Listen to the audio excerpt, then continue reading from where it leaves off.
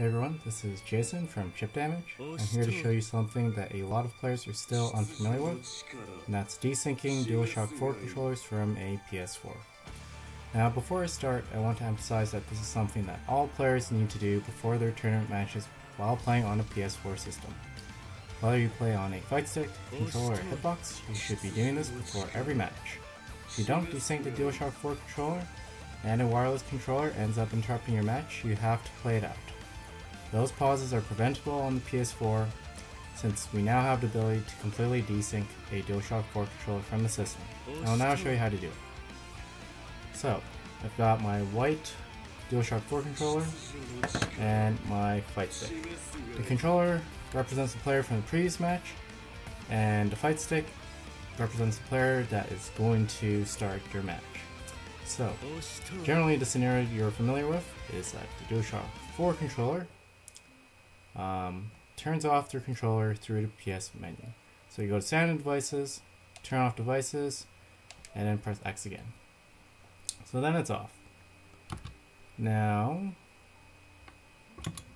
for the player, they'll be playing their match, right? And then the DualShock 4 controller PS button is accidentally pressed. And then the menu pops up and their match is interrupted. So, in order to stop that, what you need to do before you play your match, go to Options, or Settings on the PS4 menu, and go down to Devices, Bluetooth Devices, and then you'll see this Bluetooth device menu. Now currently there are two DualShock 4 controllers, my black and white one, that are synced up. They're shown as active with the green light. That means they're currently in use. Now for you playing your match, what you want to have is this menu to be completely empty, or for just like at most two green lights to be on for two pad players playing at the same time.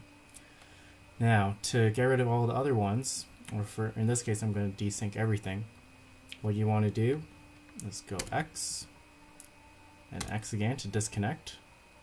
So that is the white one that I just disconnected.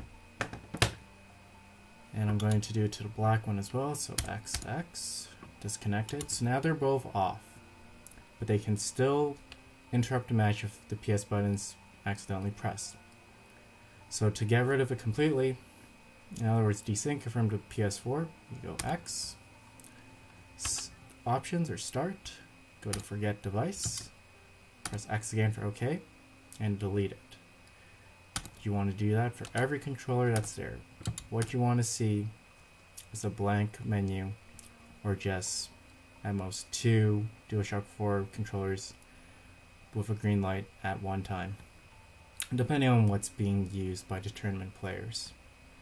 Now, if the DualShock 4 controller's PS button is pressed accidentally, it'll flash, and usually it'll have a message at the top.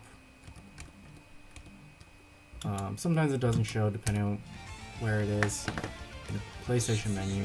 Might show it in the game. Yeah, there we go. So it shows you a message that says you'll need to hook it up directly to the PS4 in order to resync it with the controller and in order to use it wirelessly, or use it at all with the station.